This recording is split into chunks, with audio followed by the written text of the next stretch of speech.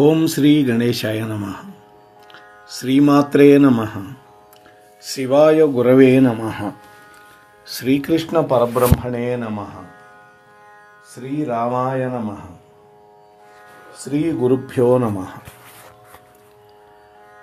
నారాయణం నమస్కృత్య నరం చైవ నరోత్తమం దేవీం సరస్వతీం వ్యాసం తతో జయముదీరయేత్.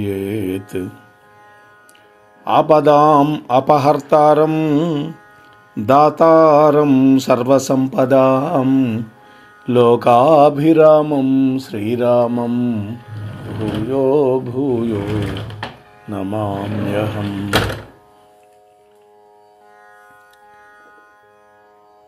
ప్రియ భగవద్బంధువులారా, ఈ రోజున మన మోహనవాణి ఛానల్ ద్వారా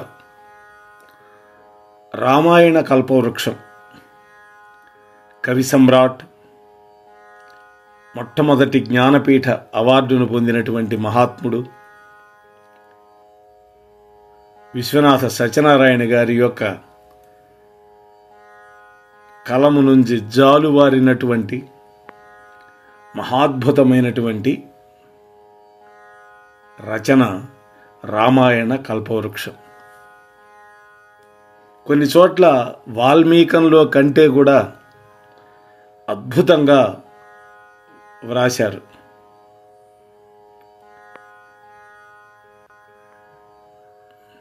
ఇది పద్యకావ్యం. తెలుగులో రామాయణం అనేక కావ్యాలుగా, వచన రూపంలో సినిమాలుగా, గేయాలుగా, జానపద గీతాలుగా అనేక మంది చెప్పారు. అయితే ప్రతి రచనకి ఒక విశిష్టత ఉంది. అట్లాగే విశ్వనాథ సత్యనారాయణ గారి యొక్క రామాయణ కల్పవృక్షం ఆ మహాత్ముడి యొక్క సాహితీ ప్రతిభకి, తాత్విక భావాలకి, ఆధ్యాత్మిక ధోరణికి, తెలుగు సాహిత్యంలో పద్య కావ్యాల విశిష్టతకి ఒక గొప్ప మచ్చు తునకగా, నిదర్శనంగా మనకు కనిపిస్తుంది. శ్రీమద్ రామాయణాన్ని, అలాగే విశ్వనాథ సత్యనారాయణ గారిని, పద్య కవిత్వాన్ని విమర్శించే వాళ్ళకు కూడా ఇది ఒక ప్రధాన లక్ష్యంగా ఉన్నది. మొట్టమొదట కావ్యం యొక్క పరిచయం, కవి యొక్క పరిచయం చూద్దాం. అంటే ఎందుకు రాశాడు రామాయణాన్ని కవి? అచ్చంగా విశ్వనాథ సత్యనారాయణ గారి వైభవం మరొక వీడియోలో చెప్పుకుందాం. ముందుగా ఈరోజు మాత్రం కేవలం రామాయణ కల్పవృక్షాన్ని గురించి మాత్రమే మనం మాట్లాడుకుంటాం. ఎందుకు రామాయణం రాశారు అన్నప్పుడు తండ్రి యొక్క ఆజ్ఞ మొదటి పాయింట్, జీవుడి యొక్క వేదన, ఈ రెండు ఏకమై ప్రేరేపిస్తే రామాయణ కల్పవృక్షం అవతరించింది అని చెప్పుకున్నారు విశ్వనాథ సత్యనారాయణ గారు. మొట్టమొదట తండ్రి ఆజ్ఞ, తండ్రి ఆదేశించాడు, నాయనా నువ్వు కూడా రామాయణం రాయాలి అని. తండ్రి ఆజ్ఞతో పాటు తనలో ఉండేటువంటి జీవాత్మ యొక్క ప్రేరణ, ఈ రెండింటి వల్ల విశ్వనాథ సత్యనారాయణ గారు రామాయణ కల్పవృక్షాన్ని రచించారు. వ్రాస్తే రామచంద్రమూర్తి యొక్క కథే వ్రాశాను అనిపించుకో, వృధాయాసంగా కట్టుకవిత్వాలు ఎందుకు, వాటి వల్ల ఇహమా పరమా అంచు ఆ మాట చెబుతూ తండ్రి గారు చేసినటువంటి బోధ, తండ్రి గారు ఇచ్చినటువంటి ఆదేశం, తన జీవుడిలో ఉన్నటువంటి వేదన రెండూ ఏకమై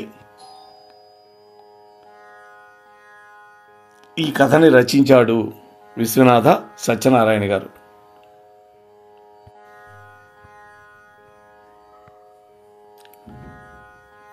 ఇందులో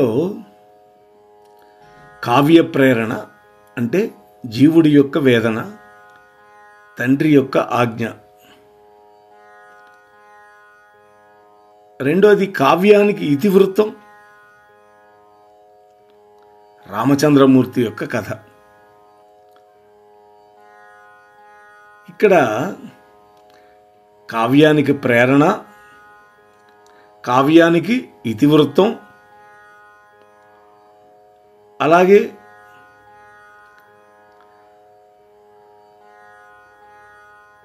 నా సకల లోహ వైభవ సనాథము అన్నాడు. అంటే మళ్ళీ రామాయణమే వ్రాయాలా అని అనుకునే వాళ్ళకి ఎవరి అనుభూతి వారిది అయినట్లుగా తన భక్తి రచనలు తనవి అని కూడా సమాధానం చెప్పారు. ఇంతమంది వ్రాసినటువంటి రామాయణం మళ్ళీ రాయడానికి విశ్వనాథ సత్యనారాయణ గారు చెప్పినటువంటి కారణం ఏమిటి అంటే, ప్రతిరోజు అన్నమే తింటున్నాం కదా అని అన్నం తినేయడం ఎవడన్నా మానేస్తాడా? ఎందుకని? ఎవడి రుచి వాడిది. అందుకని సంసారంలో కష్ట సుఖాలు ఉన్నాయి, అందుకని మనం సంసారం చేయడం ఏమైనా మానేశామా? లేదు కదా. మన పిల్లల్ని సంసార బంధంలోకి లాగుతున్నాంగా. అట్లాగే ఎవరి అనుభూతులు వారివి.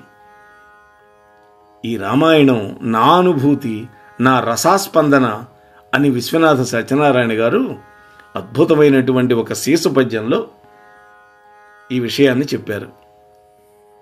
ఏమని? మరలనిదేల రామాయణం బన్నచు ఈ ప్రపంచకమెల్ల ఎల్లవేళ తినుచున్న అన్నమే తినుచున్నది నాళ్ళు. ఎందుకని? తన రుచి బ్రతుకులు తనవిగాన చేసిన సంసారమే చేయుచున్నది. ఎందుకని? తనదైన అనుభూతి తనదిగాన తలచిన రామునే తలచెదనేనును. ఎందుకని? నా భక్తి రచనలు నావిగాన. ఈ ఎత్తుగీతలో ఉంది కవి యొక్క ప్రతిభ అంతా. చూడండి ఇప్పుడు. కవి ప్రతిభలోనుండు కావ్యగత శతాంశములయందు 90 అయిన పాళ్ళు పశ్చిన్మతంబున రసము 1000 రెట్లు గొప్పది నవకథాధృతిని మించి. ఇది వారు చెప్పినటువంటి పద్యం. అంటే ఒక కావ్యాన్ని రచించటంలో కవి యొక్క ప్రతిభ 100%లో 90 పాళ్ళు ఉంటుంది. 100కి 90 పాళ్ళు ఉంటుంది. అందులో ఉండే రసం ఉన్నదే, ఆ రసానుభూతి కలిగించేటటువంటి కవిత్వం 1000 రెట్లు ఉంటుంది అని అంటాడు. ఈ కావ్యం యొక్క అవతారికలో విశ్వనాథ వారు వ్రాసినటువంటి ప్రసిద్ధమైనటువంటి ఒక పద్యం ఉంది. ఏమంటున్నాడు ఆయన?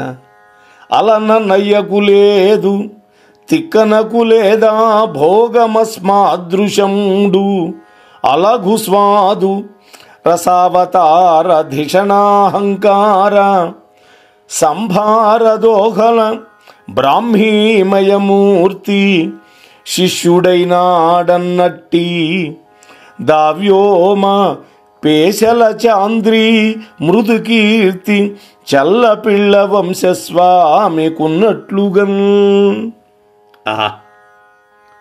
ఆ రోజుల్లో నన్నయ్య గారికి తిక్కన గారికి ఇటువంటి గొప్ప శిష్యుడు ఉన్నాడో లేడో కానీ, గొప్ప శిష్యుడు, నా వంటి గొప్ప శిష్యుడు చెల్లపిళ్ళ వంశానికి, ఆ వంశాంకురమైనటువంటి ఆ చెల్లపిళ్ళ వారికి ఉన్నట్లుగా ఆనాడు నన్నయ్య గారికి తిక్కన గారికి ఇంత గొప్ప శిష్యులు ఉన్నారో లేరో అంటాడు.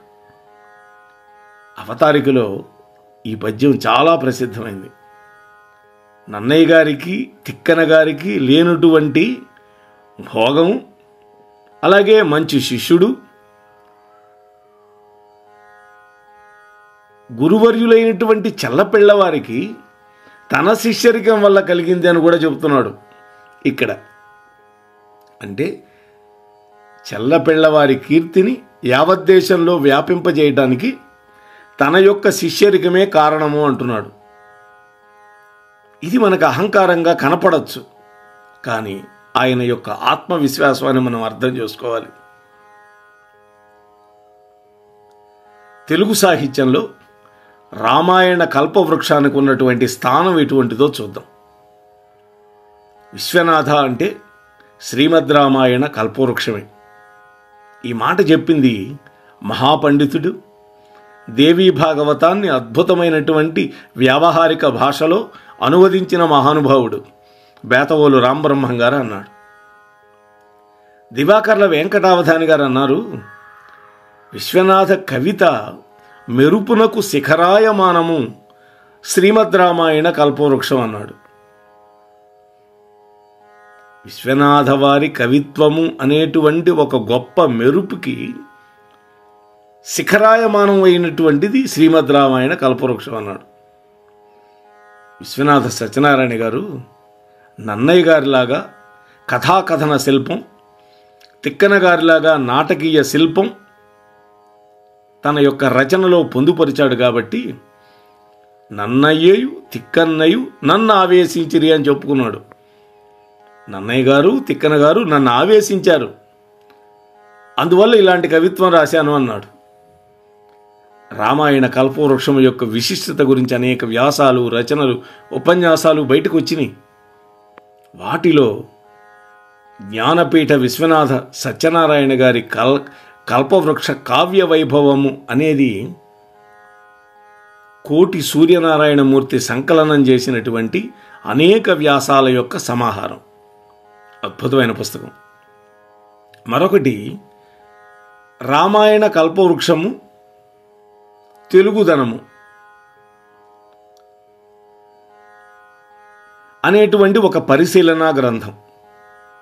ఇవే కాకుండా అనేక పత్రికా రచనల్లో, ఉపన్యాసాల్లో, అనేక బ్లాగుల్లో ఈ రామాయణ కల్పవృక్ష వైశిష్యాన్ని పరిశీలకులు గొప్పగా ప్రశంసించారు. తెలుగు సాహిత్యంలో రాముడి యొక్క కథ,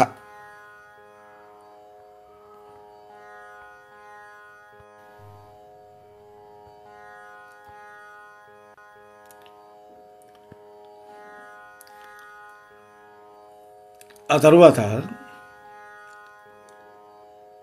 తెలుగు సాహిత్యంలో రామకథ అనేటువంటి ఒక పరిశోధన రచనలో రచయిత్రి పండా శమంతకమణి గారు ఈ విధంగా చెప్పారు. ఆధునిక సాహిత్యంలో వెలువడినటువంటి రామాయణ రచనల్లో ముందుగా పేర్కొనదగినది రామాయణ కల్పవృక్షం. ఇది వాల్మీకి రామాయణానికి అనుసారి అయి కూడా అనేకమైనటువంటి నూతన కల్పనలు, పాత్ర పోషణ, పాత్ర చిత్రణ, వర్ణన వైచిత్ర్యం, స్వతంత్ర కావ్యత్వాన్ని సమకూర్చుకున్నాయి. అహల్యాదేవి శాప విమోచన ఘట్టం కానీ, అశ్వమేధ యాగం చేసే సమయంలో దశరథుడు గుహుణ్ణి, విశ్వామిత్రుడిని ఆహ్వానించిన విషయంలో కానీ, శివనరుభంగం, మారీచుడి యొక్క వధ మొదలైన ఘట్టాల్లో విశ్వనాథ వారి యొక్క కథనం వాల్మీకి మహర్షి యొక్క కథనం నుండి గణనీయంగా మార్చారు. వాలివధ, సీతాదేవి అగ్నిప్రవేశం వంటి ధర్మ సందేహాస్పదమనిపించే విషయాలని నూతనమైనటువంటి మెళకువలతోటి కవి తీర్చిదిద్దాడు. దుష్టపాత్రల చిత్రంలో కూడా ఒక నూతనత్వం, ఆధ్యాత్మికత్వాన్ని జోడింపారు.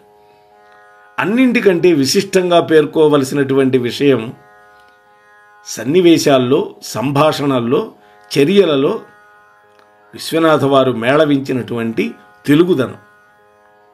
వాల్మీకి రామాయణానికి వ్యాఖ్యాన ప్రాయమైనటువంటి కావ్యంగా ఈ రామాయణ కల్పవృక్ష కావ్యం రూపొందించారు. వ్యాఖ్యానం వాల్మీకి రామాయణంలో అది కావ్యం కాబట్టి ధ్వని ప్రధానంగా చెప్పాడు వాల్మీకుల వారు. దాన్ని వాచ్యం చేసి చెప్పారు విశ్వనాథ వారు మనకు అర్థమయ్యేటట్టుగా. అనేక ఘట్టాల్లో పరంపరాగతమైనటువంటి సాహిత్య ప్రక్రియలని, ఆధునిక కాలంలో వచ్చినటువంటి భిన్నమైనటువంటి దృక్పథాలని బాగా అర్థం చేసుకొని సహృదయుడైనటువంటి ఒక విమర్శకుడిగా, విచారణశీలిగా రూపొందినటువంటి ప్రతిభావంతుడైనటువంటి, ప్రభావవంతుడైనటువంటి కవి వెలయించినటువంటి కమనీయమైనటువంటి కావ్యం ఈ రామాయణ కల్పవృక్షం. ఇందులో కథా విభాగాలు ఎలా చేశారు? శ్రీమద్ రామాయణంలో 6 కాండలకు పైన 7 కాండలుగా చెప్పాడు. ఉత్తరకాండతో కలిపి 7 కాండలు. బాలకాండ, అయోధ్యకాండ, అలాగే అరణ్యకాండ, కిష్కింధకాండ, సుందరకాండ, యుద్ధకాండ, ఉత్తరకాండ. ఇవి వాల్మీకి రామాయణంలో ఉండే 7 కాండలు. అయితే ఈ రామాయణ కల్పవృక్షంలో కథా విభాగాలకి వాల్మీకంలో లాగానే కాండముల పేర్లు ఉంచారు. బాలకాండం, అయోధ్యకాండం, అరణ్యకాండం, సుందరకాండం, యుద్ధకాండాలనేవి ఈ ప్రాథమిక భాగాలు. ఆ పైన ప్రతి ఒక్క కాండని అనేకమైనటువంటి ఖండాలుగా విభజించారు. ఇది దీంట్లో విశేషం. ఉదాహరణకి బాలకాండ తీసుకుంటే విశ్వనాథ వారి కల్పవృక్షం బాలకాండలో అవతారిక పద్యాలతో మొదలవుతుంది. ఏ కావ్యమైనా అవతారిక ఉంటుంది. అంటే కవి యొక్క ఉద్దేశ్యం ఏమిటి అనేది చెప్తుంది అవతారిక. ప్రార్థనా పద్యాలు ఇవన్నీ ఉంటాయి. వీటిలో విశ్వనాథ సత్యనారాయణ గారు తనకి రామాయణం వ్రాసేందుకు కలిగినటువంటి ప్రేరణ, చేసిన ప్రయత్నాలు అన్నీ చెప్పారు. తన వంశం, కావ్యానికి వ్రాయసకారిగా ఉన్న తమ్ముడు వెంకటేశ్వరరావు మొదలైన వాళ్ళ వివరాలతో కూడినటువంటి అనేక పద్యాలు అవతారికలో ఇచ్చారు. ఇష్టికాండం అని మొట్టమొదటిది రాశారు.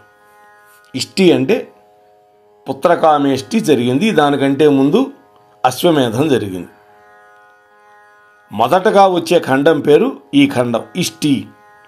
ఈ ఖండంలో దశరథ మహారాజు ఆయన 3 భార్యలు, వాళ్ళకి సంతానలేమి, సంతానం కోసం చేసే ప్రయత్నాలు, దానికోసం మంత్రుల యొక్క సలహాతోటి యాగం చేయటం, యాగ ఫలంగా యజ్ఞపురుషుడు పాయస పాత్రలు ఇవ్వడం వరకు ఉన్న కథ వస్తుంది ఇష్టిఖండలో.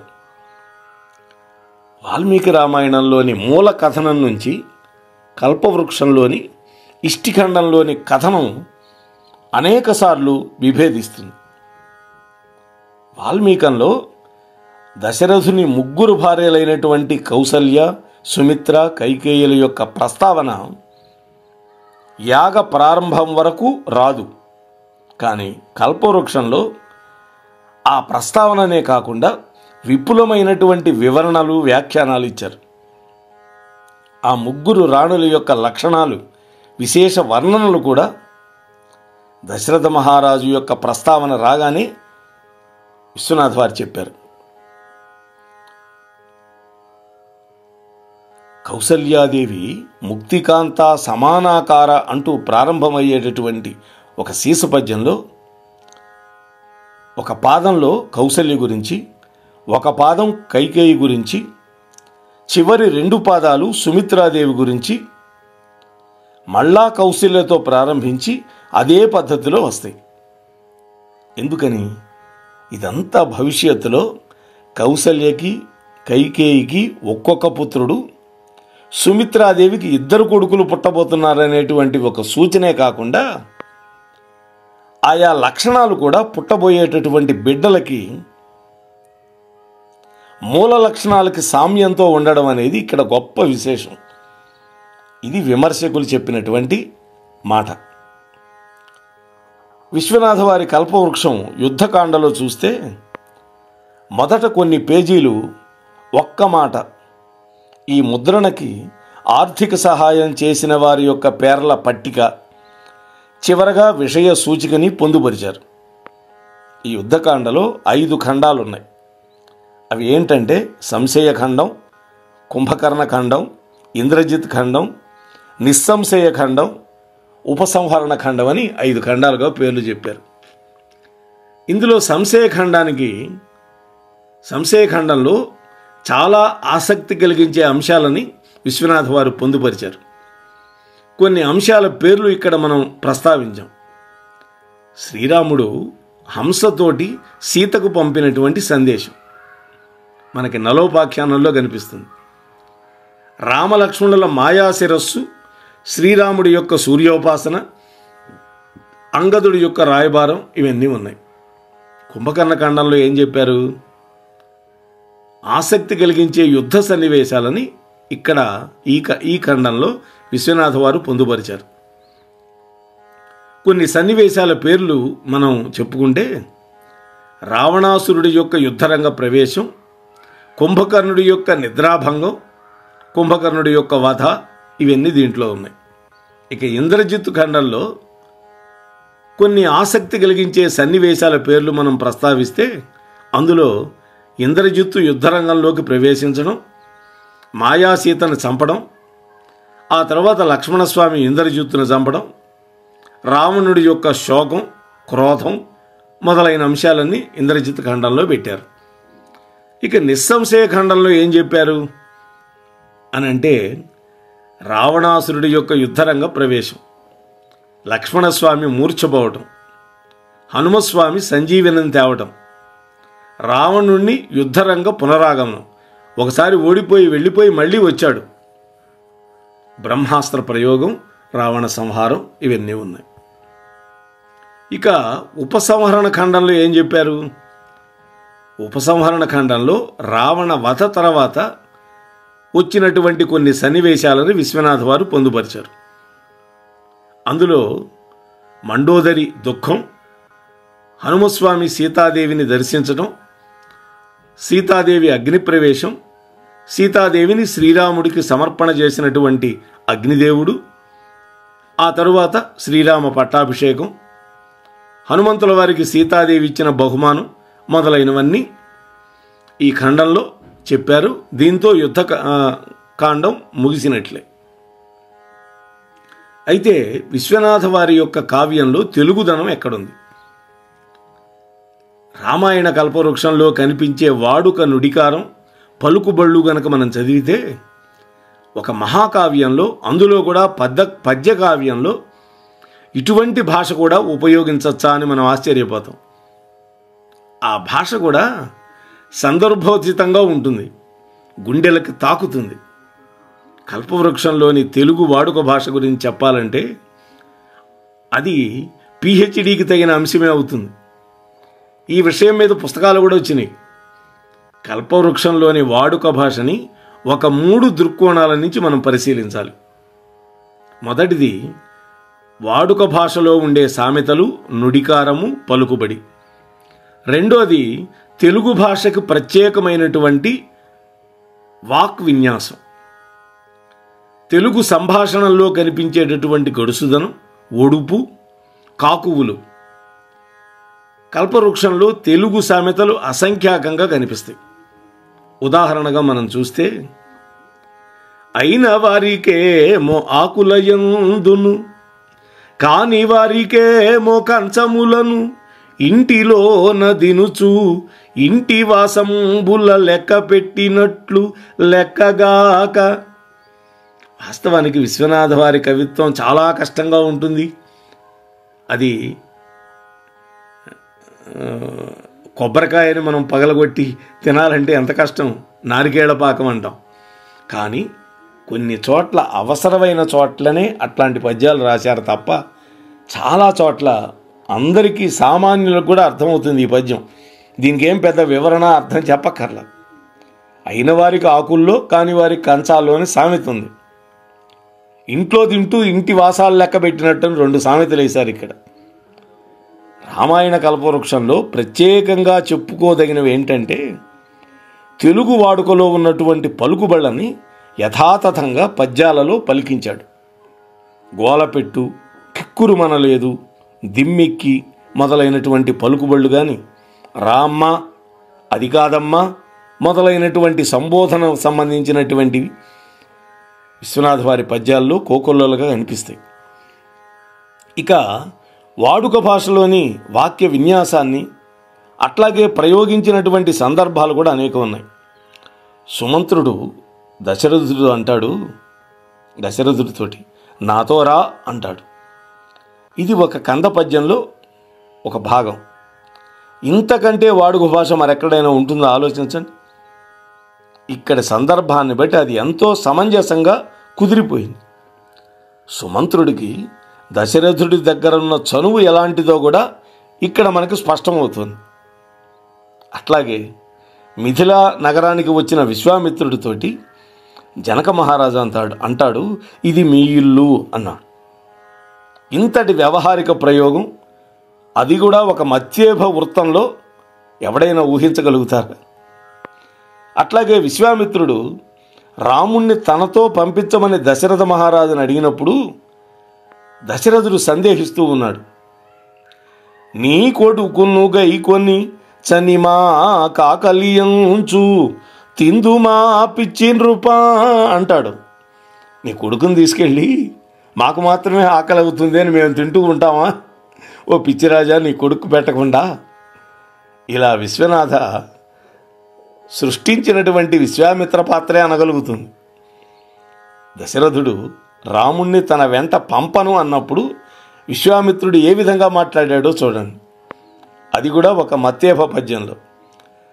అవునయ్యా ఆవునిత్తునంటి మొదలీయంతంబునందియనంటివి పోని రఘువింట యోగ్యమగునో నీ చేత నీకున్ సుఖంబవు నీ బంధులు నీవును సుఖము పెట్లయ్యుండుదు ఏ పోదుమా మానవనాథ సుఖమౌత నీకును ప్రతిజ్ఞాభంగ పుణ్యాబ్దికి. ఎంత నిష్ఠూరం ఉందో చూడండి ఈ పద్యంలో. ఇటువంటి వాక్య విన్యాసం తిక్కన గారి కవిత్వంలో మనకు కనపడుతుంది. 15 పర్వాలు ఒంటి చేతి మీద నడిపించాడు తిక్కన గారు. అవునయ్యా, మొట్టమొదటేమన్నా ఇస్తానన్నావు, మళ్ళీ ఇప్పుడు ఇవ్వనంటున్నావు. అందువల్ల నువ్వు ఇవ్వకపోయినా నీకు సుఖం అవుతుంది, నీ బంధువులందరికీ సుఖం అవుతుంది. నేను వెళ్ళొస్తాను ఓ మానవనాథ. సుఖమౌత నీకును ప్రతిజ్ఞాభంగ పుణ్యాబ్ది కిందని కొట్టాడు ఇక్కడ. ప్రతిజ్ఞ చేసి దాన్ని తప్పినటువంటి పుణ్యాత్ముడైనటువంటి నీకు సుఖమవుతా అన్నాడు. ఒక వ్యంగ్యంగా గుచ్చాడు. ఇక తెలుగు మాటల్లో కనిపించేటటువంటి ఒడుపు గడుసుదనం గురించి చెప్పుకోవాలంటే రామాయణ కల్పవృక్షమంతా మనం చెప్పుకోవాల్సిందే. ఆ విధంగా చెప్పుకుంటూ పోతే ఇదే ఒక పెద్ద గ్రంథం అయి కూర్చుంటుంది. కాబట్టి ఆసక్తి ఉన్నవాళ్ళు స్వయంగా రామాయణ కల్పవృక్ష కావ్యాన్ని చదివి అందులో తెలుగుదనాన్ని, వాడుక భాష యొక్క సొబగుని తనివి తీరా ఆస్వాదించవచ్చు. ఇక ఇందులో విశేషాలు ఏంటి అంటే, వాల్మీకి రామాయణంలో ఒక్కొక్క ఖండము కొన్ని సర్గలుగా విభజించాడు. రామాయణ కల్పవృక్షంలో సర్గలని ప్రత్యేకంగా ఖండాలుగానే కొన్ని భాగాలుగా చెప్పారు. ఆయా కథా విశేషాలను సూచించే విధంగా విశ్వనాథ గారు తన రచనలో తన యొక్క ఖండాలకు పేర్లు పెట్టారు. ఉదాహరణకి బాలకాండలో కొన్ని సర్గలను కలిపి ఇష్టి అనే కాండ పెట్టాడు. అందులో అవతారము, అహల్య, ధనస్సు ఇలాంటివన్నీ ఉన్నాయి. అంటే ఇవన్నీ కాండల పేరు. అవతారకాండ, అహల్యాకాండ, ధనుర్భంగ కాండ అంటే ధనస్సును విరగ్గొట్టింది. అదే అయోధ్యాకాండలో అయితే అభిషేక కాండ, ప్రస్థాన కాండ అంటే అడవికి బయలుదేరటం, మునిశాపకాండ, పాదుకాకాండ, అనసూయకాండ అని పేర్లు పెట్టాడు. చివరిది అనసూయ.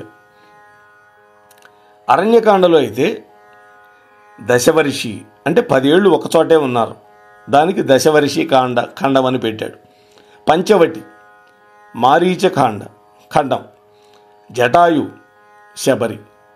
కిష్కిందాక దాంట్లో ఖండాలు ఏమన్నాడంటే నూపుర ఖండం, గజపుష్పీ ఖండం అంటే వాలి వధ విషయంలో ఈ ఖండం పేరు పెట్టాడు. నియమపాలనా ఖండం, సమీకరణ వానర సైన్యాన్ని సమీకరించేది, ఇవన్నీ పెట్టాడు. అంటే సీతాన్వేషణకు పంపటం ఇవన్నీ. ఆ లాస్ట్లో అన్వేషణ కాండ పెట్టాడు. సుందరకాండలో పరరాత్రఖండం, పూర్వరాత్రఖండం, ఉషఖండం, దివాఖండం, సంధ్యాఖండం అన్నారు. చూడండి, అంటే స్వామి ఉన్నది 1-1.5 రోజులే. రాత్రికి ముందు భాగం, రాత్రి, అర్ధరాత్రి, అలాగే తెల్లవారుజామున, పగలు, సంధ్యా సమయం. ఇవి ఈ కథ జరిగింది కాండ. యుద్ధకాండలో వచ్చేసరికి సంశయ, కుంభకర్ణ, ఇంద్రజిత్, నిస్సంశయ, ఉపసంహరణ ఇవన్నీ పెట్టారు. ఇంతటి అద్భుతమైనటువంటి కావ్యం రచించినటువంటి విశ్వనాథ సత్యనారాయణ గారికి అత్యంత ప్రతిష్టాకరమైనటువంటి అవార్డు ఇచ్చారు. అదే జ్ఞానపీఠ అవార్డు. మొట్టమొదట జ్ఞానపీఠ అవార్డు వచ్చింది విశ్వనాథ వారికి. ఆ తర్వాత చాలామందికి వచ్చింది. వాళ్ళలో మన నారాయణ రెడ్డి గారికి కూడా ఇచ్చారు ఆ యొక్క ఇది. ఇటువంటి వైభవం కలిగినటువంటి ఈ రామాయణ కల్పవృక్షాన్ని తప్పకుండా అందరూ చదవాల్సిందే. అలా చదవడానికి రామచంద్రమూర్తి మన అందరికీ శక్తియుక్తులు ఇవ్వాలి అని నేను కోరుకుంటూ ముగిస్తున్నాను. స్వస్తి సర్వేషాం. సర్వం శ్రీరామచంద్ర చరణార విందార్పణమస్తు. మోహన్వాణి తెలుగు పోడ్కాస్ట్ వింటున్న శ్రోతలందరికీ హృదయపూర్వక ధన్యవాదాలు. వినండి, వినిపించండి, వింటూనే ఉండండి మోహన్వాణి తెలుగు పోడ్కాస్ట్. మీరు వింటున్నారు మోహన్వాణి. మా కార్యక్రమాలు మీకు నచ్చితే ఇప్పటివరకు మా ఛానల్కి సబ్స్క్రైబ్ చేసుకోకపోతే వెంటనే ఈ క్షణమే సబ్స్క్రైబ్ చేసుకుని ఆ పక్కనుండే బెల్ బటన్ని మ్రోగించి అందరికీ షేర్ చేసి మీ విలువైన కామెంట్ను కూడా చేసి మమ్మల్ని ప్రోత్సహిస్తారని కోరుతున్నాను.